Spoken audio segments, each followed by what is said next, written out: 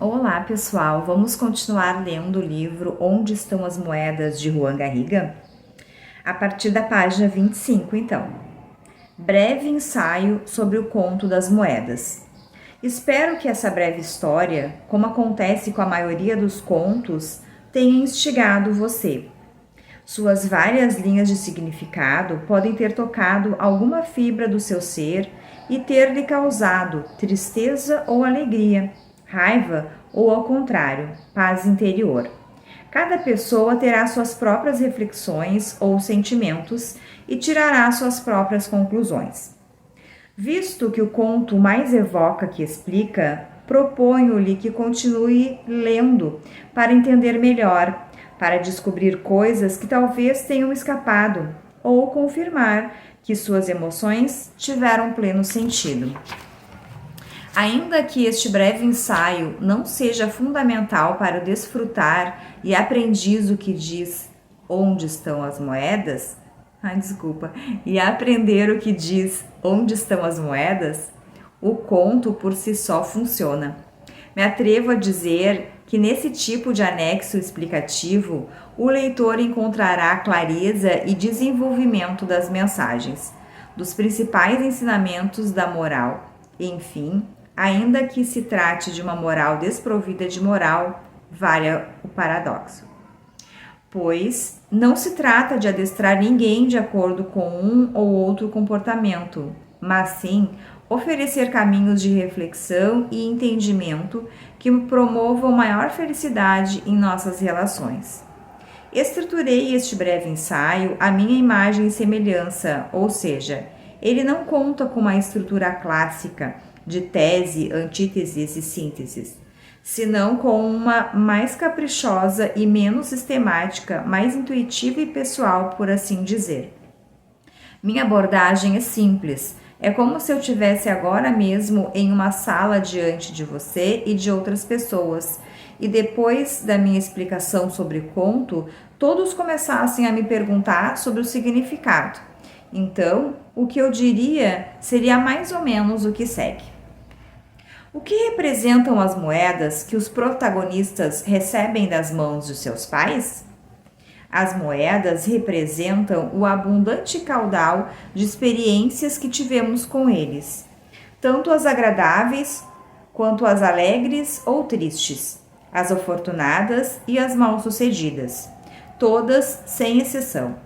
A concepção, o nascimento, a infância, a adolescência, etc. Tudo o que, como filhos, vivemos em relação aos nossos pais e em todos os períodos da vida, mas sobretudo quando crianças, quando éramos mais frágeis e dependentes. As moedas simbolizam, portanto, tudo o que recebemos deles, incluindo, é claro, o presente maior que é a vida. Além disso, podemos acrescentar seu passado e sua história, ou seja, sucessos e vivências anteriores à nossa concepção ou nascimento, já que mesmo antes de nascer, pertencemos ao desejo e ao pensamento de nossos pais. E em sentido transgeracional, por nossas veias corre o sangue e a experiência de muitos antecessores, concretizadas nas respectivas famílias de origem de nossos pais, com todas as vicissitudes que lhes tocou viver. Cada família é uma matriz de força e também de dor, visitada pelos grandes poderes do viver, essencialmente a sexualidade e a morte. Em resumo, as moedas são tudo o que recebemos de nossas raízes e a que pertencemos, e tudo o que vivemos de concreto da vida com nossos pais. O que significa aceitar as moedas? Aceitar as moedas significa aceitar tudo exatamente como foi, sem tirar nem pôr, incluindo o doce e o cruel, o alegre e o triste, o leve e o pesado. Tudo, pela simples razão de que essa é a nossa herança e é o conjunto de experiências vividas que nos constitui. As moedas também podem incluir abusos, ações dolorosas, terríveis e brutais. Aceitar as moedas nos leva a aceitar também aquilo que nos feriu, que nos prejudicou, e a inocência e a beleza natural da criança. É possível, ainda que difícil, dizer sim a tudo que nos chega por meio de nossos pais. Podemos aceitar tal como nos chegou, com todas as suas consequências, sem deixar de seguir nosso próprio caminho, cumprindo o trajeto pessoal, tendo a coragem de transformar os pesares em recursos. Se nos parece tão difícil aceitar as moedas, é porque não sabemos o que fazer com a dor.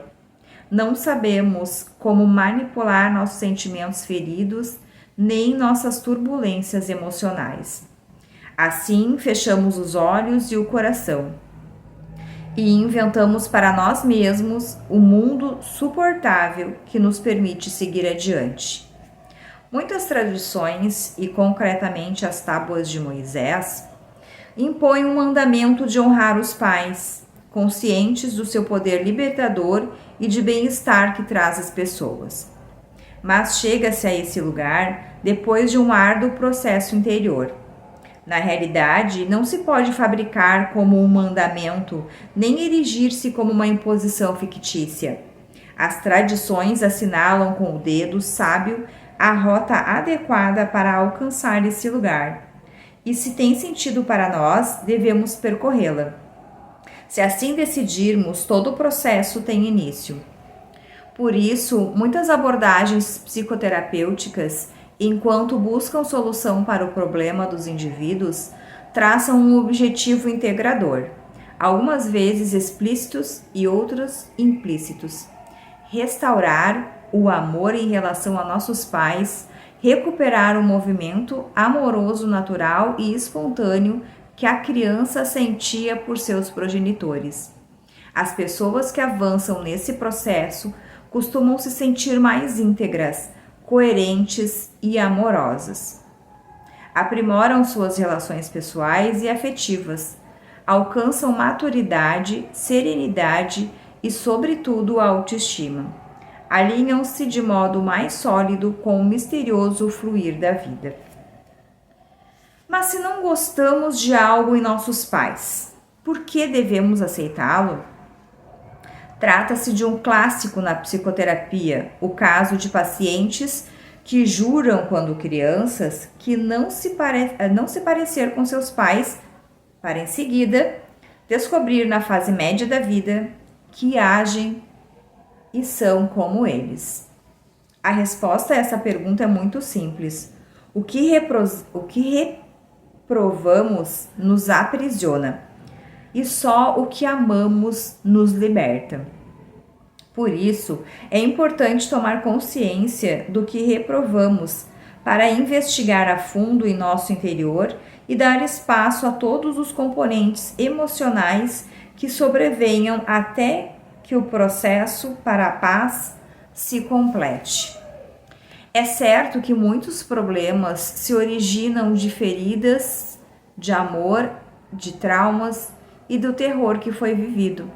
Isso configuraria uma primeira linha de argumento. Porém, adentrando a uma segunda linha, é importante não esquecer algo ainda mais profundo. Temos problemas porque amamos mal. Se olharmos sem preconceito a alma familiar e as dinâmicas da criança, percebemos que esta se insere em seu sistema familiar de tal forma que ama incondicionalmente, aconteça o que acontecer. Trata-se apenas de um programa biológico que ativa toda a rede de emoções. E vemos que, por amar cegamente, a criança assume sacrifícios, cargas e culpas que correspondem a seus pais, irmãos, avós ou a família toda. Pode tentar morrer ou adoecer no lugar de seus pais. Prisioneira de um pensamento mágico que a faz acreditar que dessa forma conseguirá salvá-los. Pode segui-los até a doença, à morte, ao vício e a outros destinos, pensando também que assim como no passe de mágica, o seu coração ou o coração dos que ela ama encontrarão calor e conforto. Até mesmo os casos de abuso, podemos ver um filho ou uma filha consolar o desespero ou a solidão de um dos pais, envolvendo-se ou tomando o lugar do outro progenitor. São dinâmicas que mostram o poder dos vínculos e a dignidade do amor entre as pessoas. O enfoque sistêmico nos mostra que, além de possuir identidade individual, fazemos parte de um coletivo maior. Estamos todos inseridos em uma mente comum maior, uma alma familiar, como se denomina no trabalho das constelações familiares. Essa alma tem suas regras, e uma delas é amar nossos pais e combater a fraqueza de nos sacrificar por nossos idosos, acreditando falsamente que assim os ajudamos. Cumprir essa norma é o princípio contínuo de ondas de bem-estar e genuíno sustento da vida. Como ensina Bert Hellinger, criador das constelações familiares, o amor cresce com a ordem. Necessita da ordem para fluir com alegria. E a ordem sugere, com a sua geometria e sua hierarquia, que os pais sejam pais e grandes, e que deem principalmente a vida, e que os filhos sejam filhos e a aceitem. Que os filhos não interfiram nos assuntos dos mais velhos. Que os filhos honrem seus pais, fazendo principalmente algo de bom pela vida, renunciando, portanto, às implicações trágicas dos que sofreram antes ou que foram banidos do amor da família. Devem abandonar a tendência de repetir os destinos fatais presentes em todas as famílias. Temos que reconhecer que o amor bom, aquele que ajuda de verdade, é o amor que olha, que vê os demais e que é capaz de respeitar as suas dificuldades. É, sobretudo, o amor que pode enxergar nos olhos dos seres que amam, especialmente nossos pais. O desejo de que seus filhos seja bem e cresça livre e feliz. Nenhum problema dos filhos ajuda os pais. Apenas desse modo a ordem é respeitada e o amor que libera pode fluir. Que obstáculos posso encontrar nesse processo de recuperação do amor por meus pais? Existem 2 discursos que explicam os principais obstáculos que esse movimento amoroso, natural e espontâneo encontrará para fluir até nossos antecessores. O primeiro deles nos revela que temos problemas porque não fomos bem ou suficientemente queridos como filhos. Em contraste e completamente, o segundo defende que o conflito está em amar de maneira infantil, cega e mágica, algo que nos leva a nos envolver de maneira trágica com o destino e as dificuldades daqueles que formam parte da nossa rede de vínculos, sejam os pais ou a família em sentido amplo. Em relação ao primeiro, gosto de dizer em meus cursos e workshops que o importante não é tanto o fato de que não nos tenham desejado ou não nos tenham querido suficientemente bem. A percepção de ser amado é muito variável e subjetiva. Mas se seguirmos amando ou não, o mal-estar, a angústia, o inferno, a queda, ou como queira chamar isso, não se refere tanto a um fato de não termos recebido amor de fora, mas a falta de amor em relação aos outros que temos dentro de nós. Sêneca relata em suas cartas para Lucilo que não se pode ser feliz quando se vive só para si mesmo, quando tudo se faz interesse próprio. Na verdade, só se vive para si quando se vive para os demais. O que nos cura é abraçar em nosso coração os nossos pais e não tanto ser abraçados por eles. Isso é bom, claro, mas não é o objetivo. O essencial é que abracemos que neste abraço acolhamos os demais, a vida e tal como ela é, os fatos e nós mesmos. Abraçar é um movimento espiritual.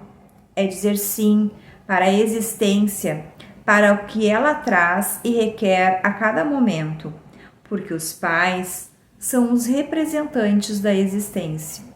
Por meio deles, a vida se manifestou e nós podemos cuidar dela. A senha para as portas do paraíso é composta de uma simples sílaba: sim. Um dos sinais fundamentais das tradições de sabedoria é que sofremos quando nos opomos e que o mal-estar nos nutre de resistências. Gostaria de explicar uma curiosidade. Em muitos grupos fiz uma pesquisa improvisada, perguntando quem não se sentiu suficientemente ou bem amado por seus pais. Você pode imaginar o resultado? Sim, muitos costumam levantar a mão. Em seguida, pergunto sobre quantos dos que são pais diriam que não amam suficientemente ou suficientemente bem seus filhos. Quase ninguém levanta a mão.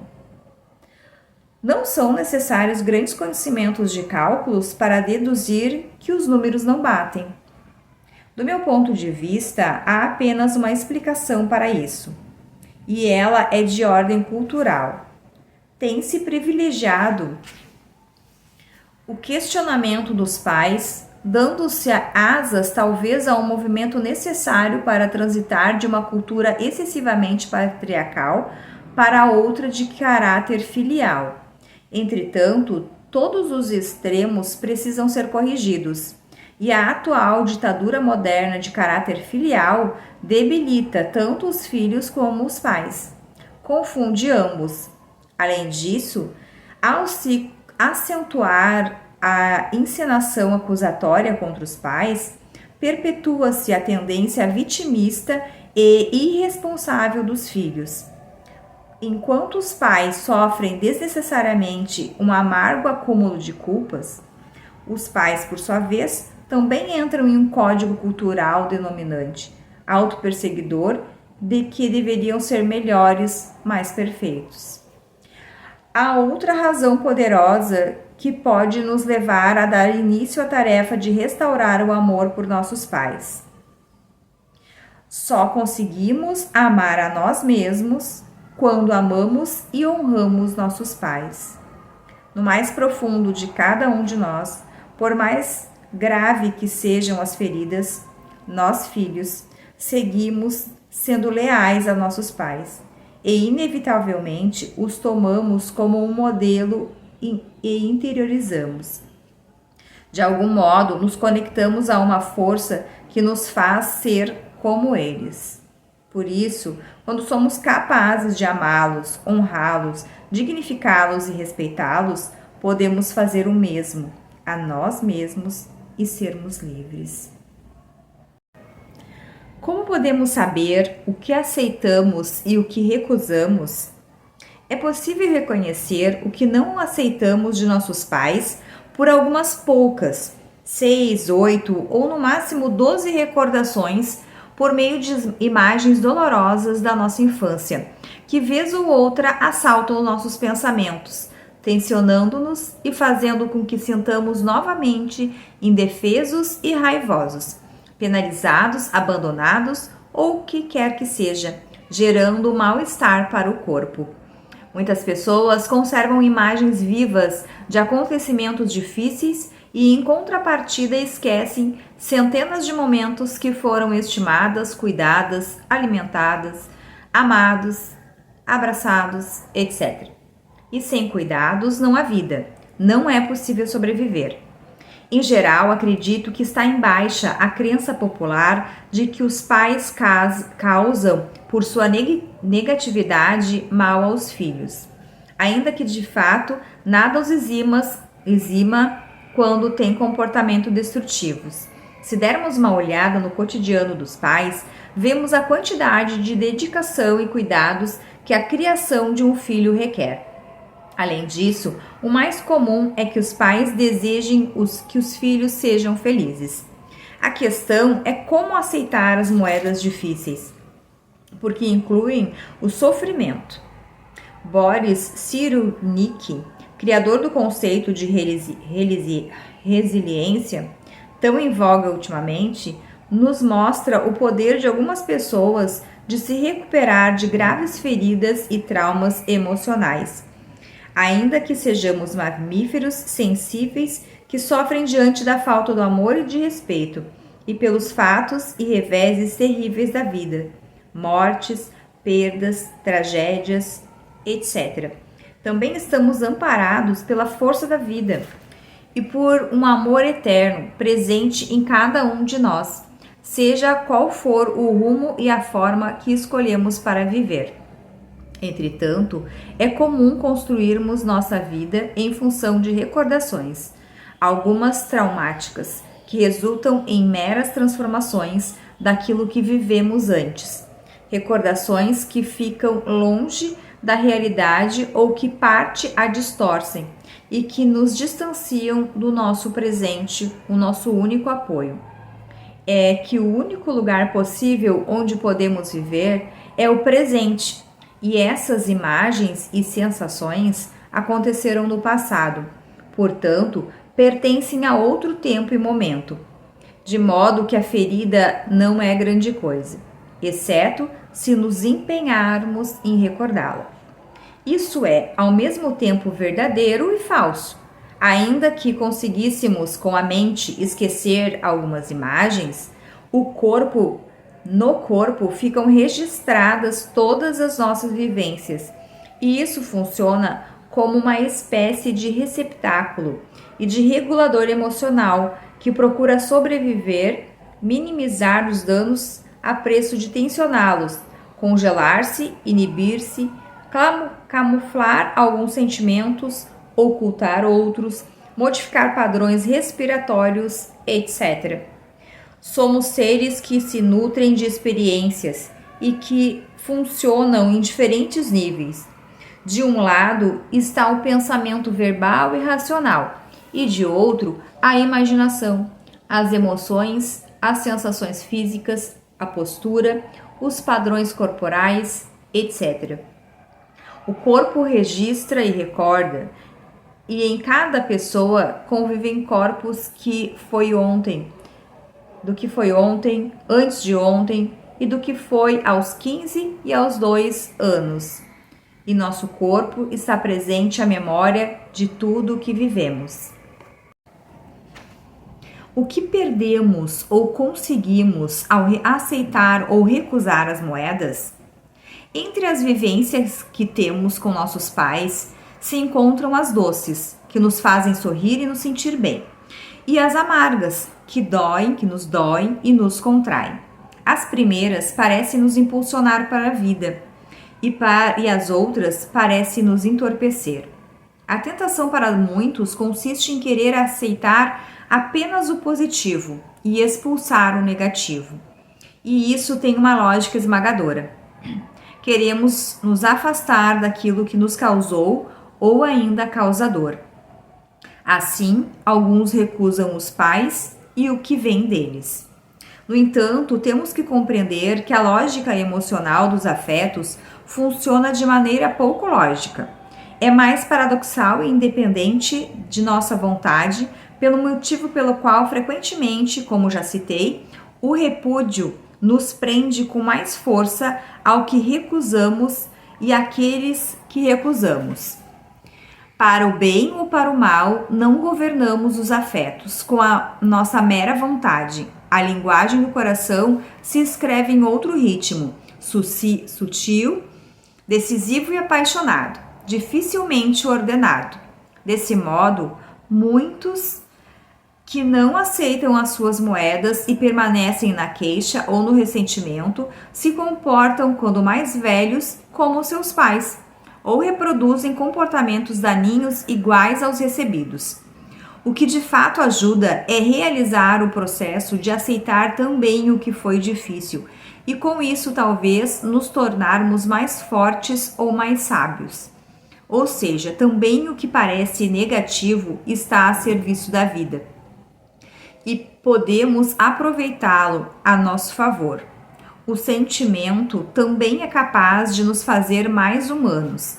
Algumas pessoas que sofrem perdas ou traumas com seus pais, por exemplo, superam o que viveram e constroem uma vida com alegria e muito sentido.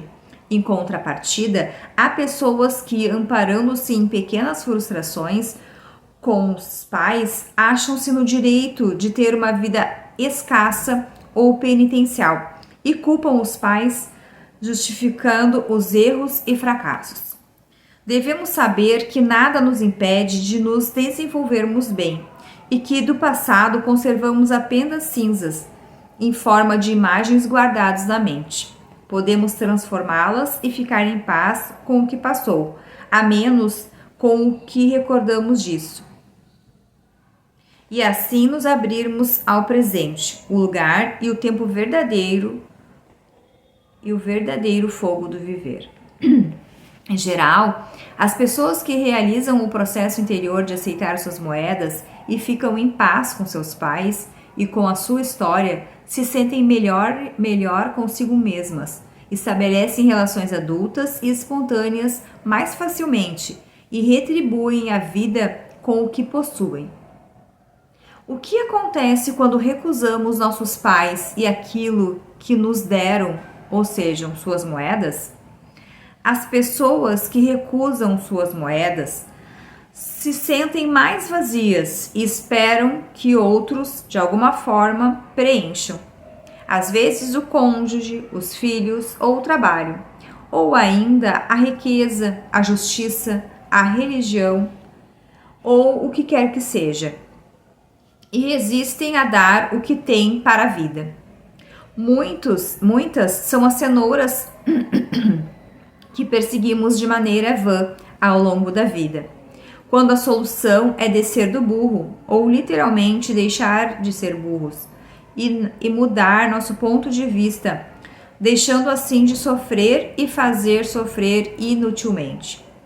Se nos recusamos a isso, nos debilitamos e, como digo, costumamos procurar nos demais o que nos falta. De certo modo, permanecemos como crianças tirânicas, que dizemos à vida e a nossos pais como eles deveriam ser, em vez de aprender o que é e aceitá-los como são ou como foram. Na realidade, sem dúvida, está aí. A realidade, sem dúvida, está aí para ser modificada e aprimorada, e assim o fazemos todos os dias, tratando de mudar o que é possível. Mas do que já passou, é melhor nos fazermos discípulos e tratar de aprender algo que nos sirva agora. Quando não aceitamos a realidade do que nos tocou, de certo modo, também negamos a nós mesmos. Quem nega suas origens, apaga sua identidade. Quem amputa uma parte da sua trajetória se encontra eternamente em fuga, inquieto. Sartre dizia: não importa tanto o que me fizeram, mas o que eu faço com o que me fizeram. Afinal, é melhor e mais útil que a responsabilidade seja em nosso telhado e trabalhar com a nossa história para convertê-la em aliada, abrindo nosso coração a ela apesar das feridas, ou justamente nos abrindo a elas. Só conseguimos transcender o que aceitamos. Hoje vamos parar por aqui e o próximo vídeo continuaremos a partir da página 40.